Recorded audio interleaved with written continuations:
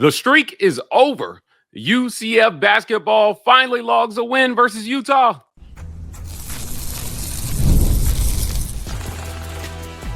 You are Locked On UCF, your daily podcast on the UCF Knights, part of the Locked On Podcast Network, your team every day.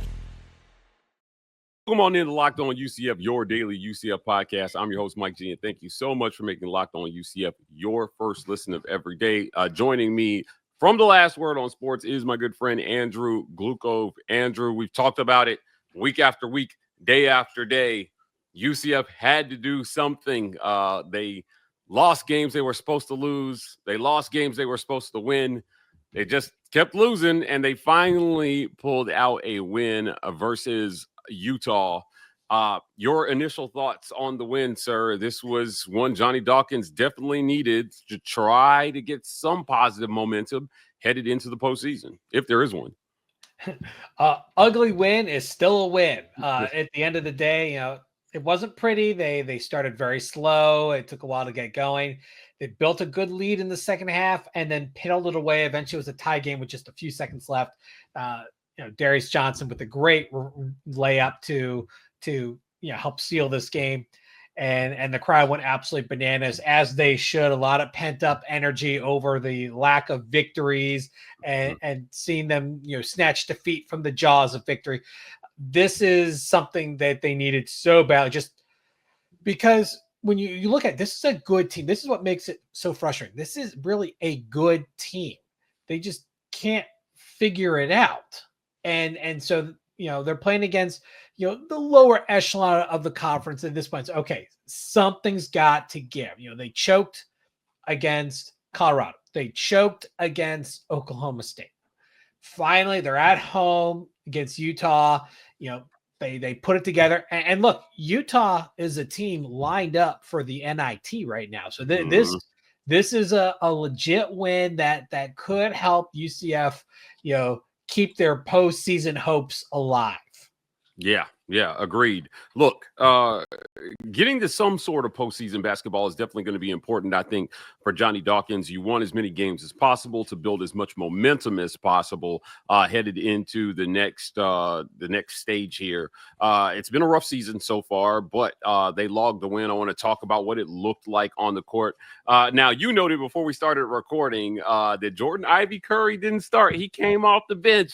So the bench numbers looked a little better. 33 points from the bench for UCF in this one. Talk to me about Jordan Ivy Curry's day. 5 of 10 from the field, but 0 of 5 from 3. Well, this was a rough 3-point shooting day across the board. They were 25% on the game, 6 of 24. It just wasn't pretty.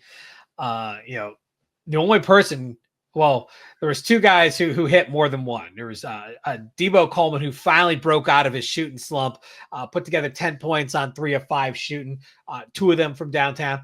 And then Tyler Hendricks, who logged in some playing time, and he had a flurry in the first half, scoring all of his 7 points in the first half, 2 of 3 from 3-point range. He doesn't really get a lot of playing time, and he doesn't really do a whole lot, but he got hot.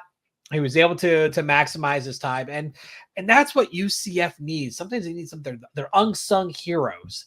Those guys who just sit on the back side of the bench, come out and get warm, have a moment and be able to contribute, because Keyshawn Hall had a dreadful first half, just absolutely dreadful. Was 0 of 6 from the field. Yeah. 1 of 2 from the line, had 1 point in the first half, and played 17 minutes. It's just not very effective. The things did not go well. Had a much better second half. Had what you kind of expected, 3 of 6, but still not a huge amount of output from Keyshawn Hall until the end of the game, where he had some big 2 free throws to seal the deal for the Knights and allow them to win this game in the last second. But for the most part was just not there.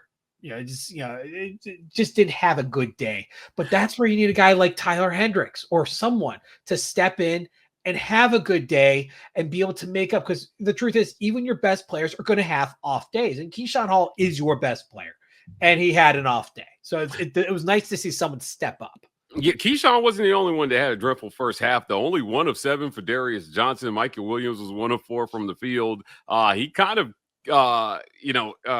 Mustafa Sham, 5 of 6. He carried them in the first half. As a team, they were only 34% from the field in the first half. So UCF really had to overcome some demons here to win this game even. Look, Utah was 50% from the field in the first half. Scoring 29, but only scoring 29 points. This was an interesting game where if you're UCF, you get off to a slow start, you come back and you have a strong second half to close the game.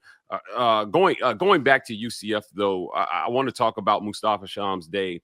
8 of 10 from the field, 18 points. 9 rebounds to 2 blocks in 31 minutes. He was the hero of the day, it felt like, for UCF in this one. And he was able to avoid foul trouble, which is always a big deal with your big man. Only had 1 foul the entire game. There's a couple stats I want to point out to you that once again, UCF played a very clean game in the fact they didn't have a lot of turnovers. They only had 8 turnovers. Utah had 19, but UCF was able to capitalize it. They scored 20 points off turnovers versus 8 for the Utes. I mean, this was a big swing here. And if you look at like the shooting numbers across the board for both teams, neither team was great in 3-point range. Utah was a little bit better. The big X factor was the fact that UCF shot more free throws. In fact, the difference in the game was Utah had 8 made free throws out of 10. UCF was 12 out of 16. 4-point game. So it ends up when you do all the math, Utah had the better shooting game overall, but UCF just had more shots. They actually shot the ball 65 times versus 55 for Utah. Rebounds are pretty even. The steals, UCF had 13 steals because all those turnovers that Utah was just creating. They were just giving the ball away. But it goes back to the fact of UCF still out-assisted in yet another game, not enough passing of the ball. There's really even though Darius Johnson is not a bad point guard, there just is a lack of a field general who just controls the offense, moves the ball around, and facilitates. There is a lot of one-on-one. There's not enough ball movement, and I think UCF would do better if they had a little, if they made the extra pass. But this is a conversation you and I have talked about multiple times, UCF's lack of assists. It just keeps happening time and time again. But they still play a relatively clean game, not giving the ball away. Blocks are pretty even. Offensive rebounds, UCF had the edge. They were able to create second chance points, and that helped keep them in the game. But again, 51% shooting by Utah. If they were a better team that played a cleaner game, I mean, they would have won this. Yeah. Look, not every team you play is going to be Houston or Kansas. I mean, UCF's played some tough games this year. I think it's hurt more to see them lose the games that they were supposed to win against those. They played down to the competition at times this year. And that's, I think, what hurts more if you're a UCF fan is watching them play down to competition that they have at least as much talent as and should be on a good night, especially on your home floor. Closing out this segment, I do want to highlight the turnovers numbers. It wasn't just that Utah had 19 turnovers. UCF forced 19 turnovers in this one, and it ended up, to me, that was the difference in this one. 20 points off turnovers is big on any night. Also, Andrew, points in the paint, 42% of the scoring in the paint in this one for UCF. So they were doing some really good work down low. But does this change anything? What is this the start of for UCF? We're going to talk about what this win means for the Knights on the hardwood right after a quick word from our sponsors. This episode of Locked On UCF is brought to you by Prize Picks. March basketball is here, guys, and there's no better way to get in on the action than with Prize Picks, the best place for daily fantasy sports. With Prize Picks, you pick more or less on at least 2 player projections, and if you're right, you can win up to 1,000 times your cash. It's fast, it's easy, and it keeps every game exciting. You can build lineups, you get fast payouts, and they got Taco Tuesday deals. Prize Picks offers weekly promotions like Taco Tuesday, where you get discounted player projections for even more value. Download the app today and use code LOCKEDONCollege to get $50 instantly after you play your first $5 lineup. That's code LOCKEDONCollege for $50 instantly after you play your first $5 lineup. What does this change for UCF? Does this change anything?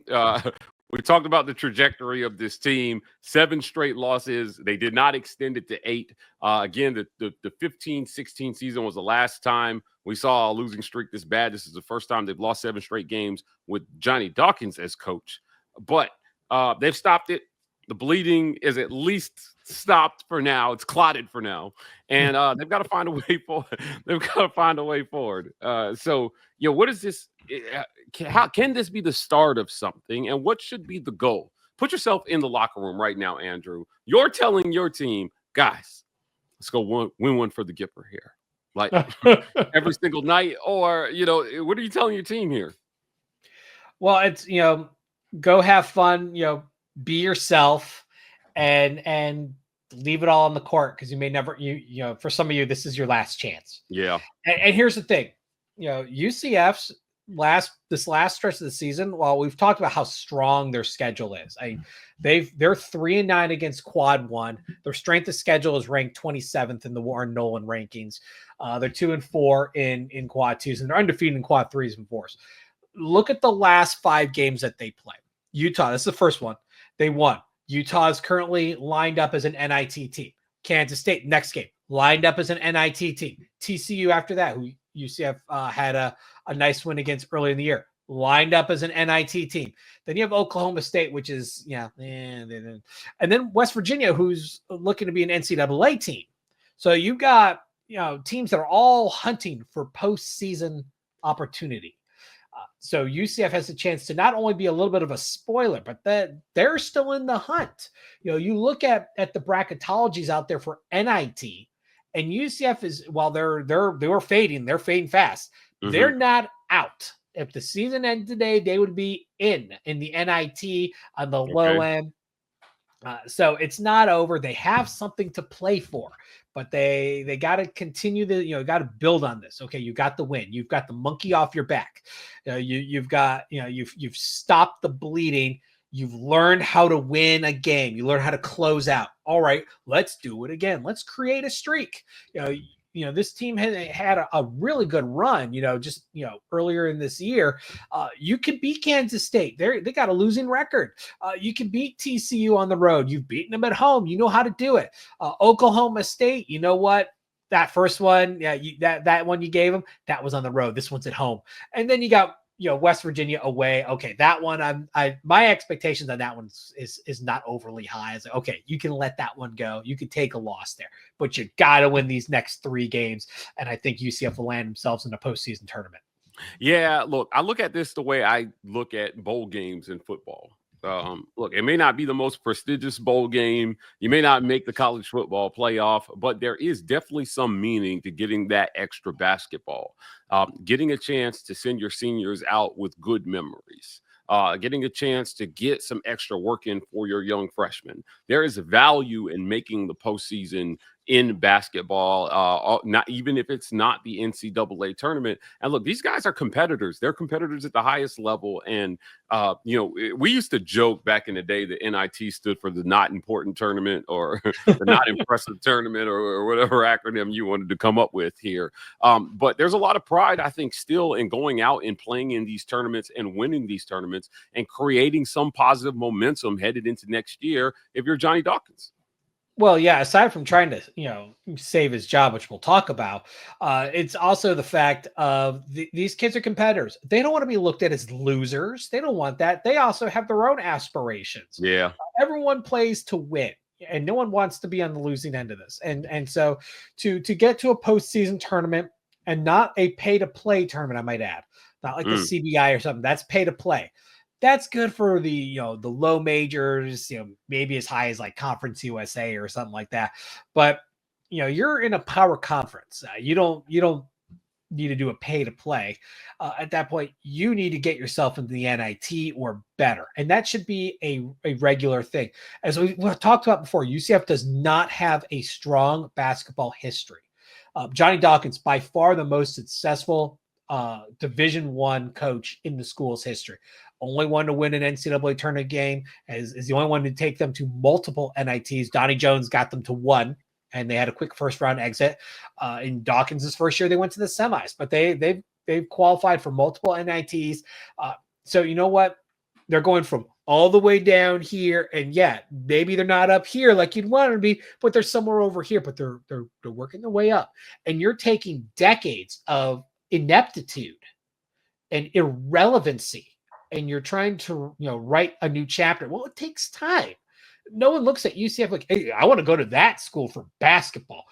Almost nobody says that. There were some exceptions to that, but nothing to really change the narrative as a whole about this program. Don't get me wrong. I love my school, but I know where it is in the pecking order of basketball. And it's unfortunately, it's not in the upper echelons. It's in the lower echelons, especially in the Power Four.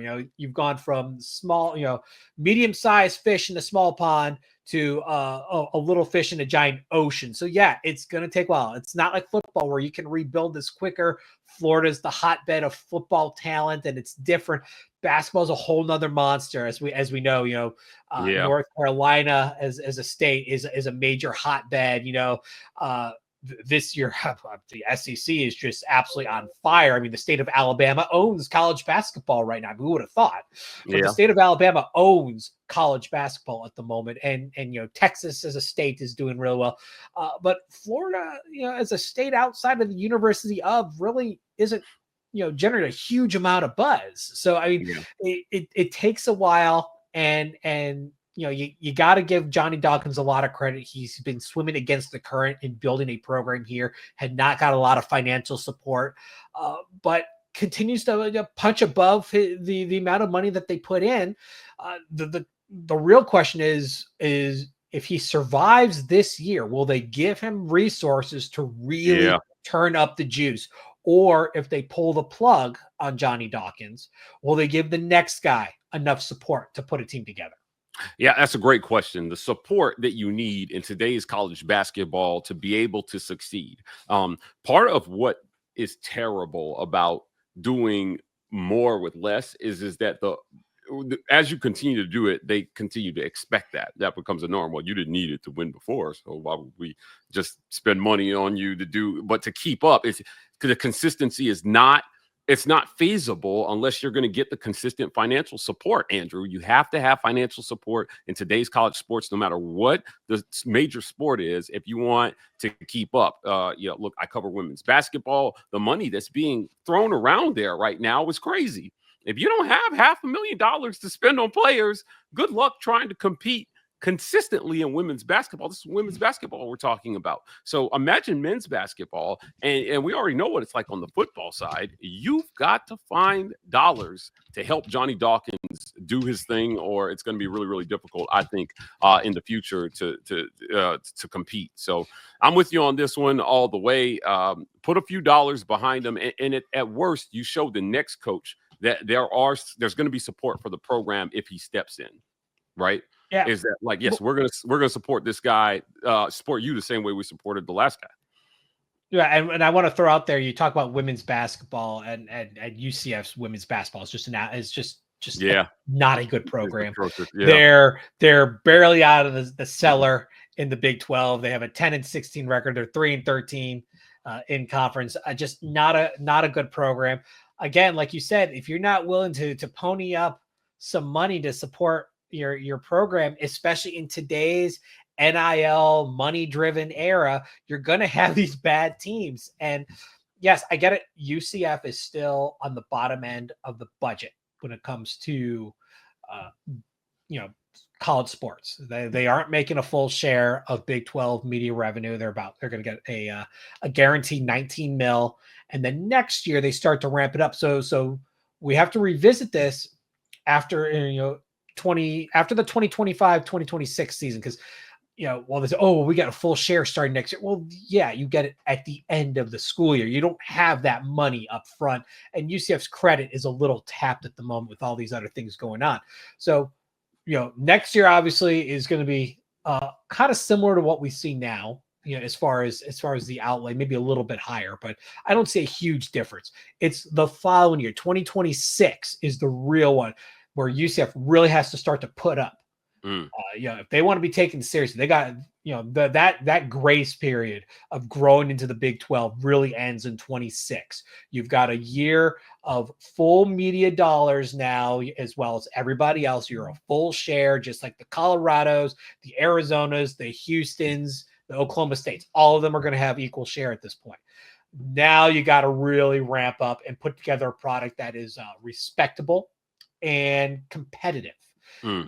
And that goes beyond just men's basketball. Women's basketball too needs some love. They need help. It has not been working. The process there just hasn't yielded a result. I'm wondering how long Terry Mohajir is going to allow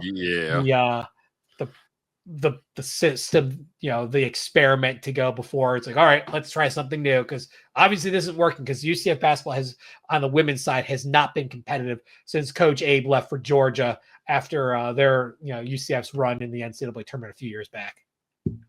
Fan sentiment on Mohajir is starting to shift a little bit based on what's going on in all of the sports right now.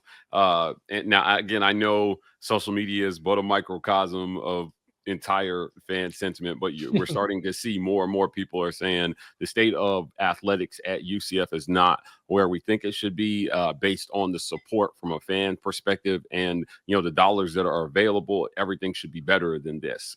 So talking about putting a competitive product on the field, who's going to be there to do it next year? Is it going to be Johnny Dawkins?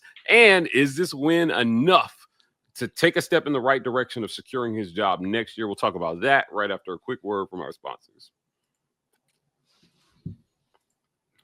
This episode of Locked On UCF is brought to you by our friends at FanDuel. When the game tips off, the NBA action is just getting started, and there's no better place to get it in than on FanDuel, America's #1 sportsbook. With FanDuel, you can place live bets throughout the game. So even if you miss opening tip-off or want to bet on the fourth quarter, come back, you can stay in the action. And if you're looking for a bigger payout, you can even combine your live bets into the same game parlay. Right now, new FanDuel customers get $150 in bonus bets if your first $5 bet wins. Just visit FanDuel.com and join today. That's FanDuel.com for your shot at $150 in bonus bets. Andrew, what do you need to see from Johnny Dawkins to say he's the guy next year? He should get one more year to lead this thing. Now, we talked about this on a previous segment just yesterday, that he was not a Mohajir hire.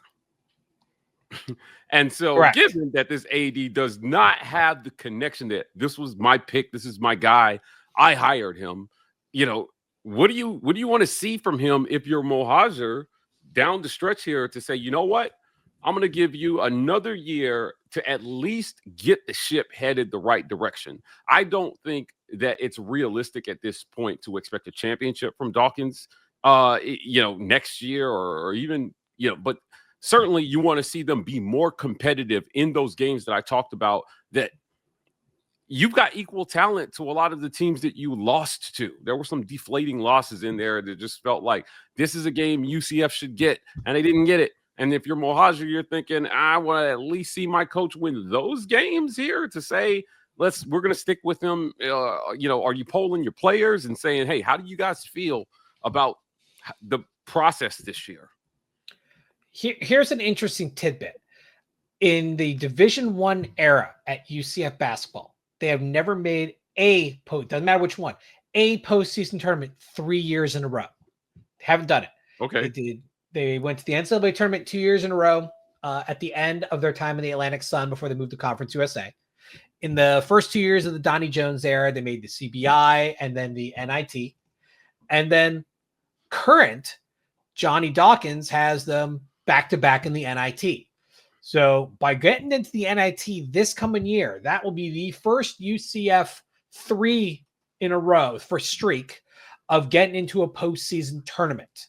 So that would be a whole new venture for them. They have to make the NIT. If they do not make the NIT, there is 0% chance that Johnny Dawkins survives. If they are able to somehow put it together, and I would say even get to the second round, I think he'll stave off being eliminated himself and be able to stick around for another year. The players absolutely love him. The administration absolutely loves him. He's a great ambassador of the program. He's a great, classy guy.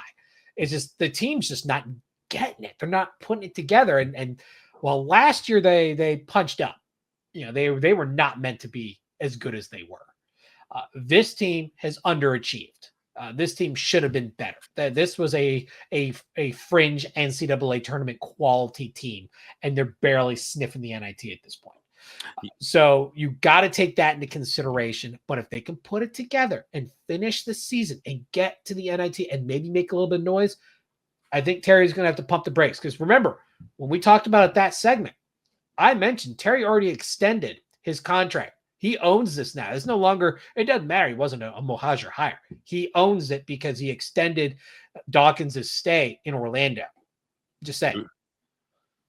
Well, I'll tell you what, a lot of moving on from your current coach is timing and who's out there. If you're moving on from Dawkins, who are you going to go get that's going to come in here and do a good job and hit the ground running that will generate support for the program and that, quite honestly, that your alumni will put dollars behind. Now, you've reported extensively on the change that's happening in college sports with the universities taking over the NIL process more directly. We're seeing collectives being dissolved as we speak. And the universities are getting ready to manage that, under their umbrella. Nobody knows exactly what this is going to look like just yet. But with them getting ready to take over this process, I think it's going to make it even more important to make sure that you have the guy at the helm, that you're putting the dot, not that you're paying him, right? He's got to manage an organization, right? Like with salaries. Essentially, that's what we're looking at, right? You're giving a guy money to pay salaries to athletes and say, hey, go get your guys, put together your team. This is like fantasy sports come to life for college coaches. Well, I'm going to play a little devil's advocate on this one. Okay. With the change happening and all this stuff coming in-house, there's a lot of moving parts that are changing. Do you want the upheaval of having to find a new coach when you have no idea how the system is going to look, how it's going to work? Or do you want a new coaching search during that time? Or do you want this also to be a chance to make, be a little bit of a guinea pig year where you can just see how it works and try to maintain a little bit of continuity? It's different than Messers down on the women's side where the program is just abysmal. It's different. This team is, they have a winning record at the moment. They're still hunting, a postseason tournament, albeit not the NCAA, but they're still in the hunt for the NIT. Maybe they keep the men's together for one more year with the understanding of like, hey, you really got to up the ante here. You can't just be squeezing by trying to, getting into the NIT, and maybe pull the plug on the women's side and start over there. So you're not doing both at the same time. There's so much work to be done getting this NIL stuff in-house. It may be too much work to redo two programs at the same time. Yeah, agreed. Look, there's work to be done here. Is Johnny Dawkins the guy to do the job? I think how you finish the season is going to matter in terms of whether he gets that shot or not. We'll see what Terry Mohajir says here. Like I said, he's a guy who has put himself in a position where I think there's some questions about his management, and his his main job is to put the right coaches in the programs to improve the programs. And if you're not doing that, you're failing as an AD. Andrew, I want to thank you for joining me as always. Before we get out of here, tell people where they can find you. You can catch me on Twitter /X or Blue Sky at Statboy Drew. And you can catch my writings on The Last Word on College Football, a part of The Last Word on Sports family.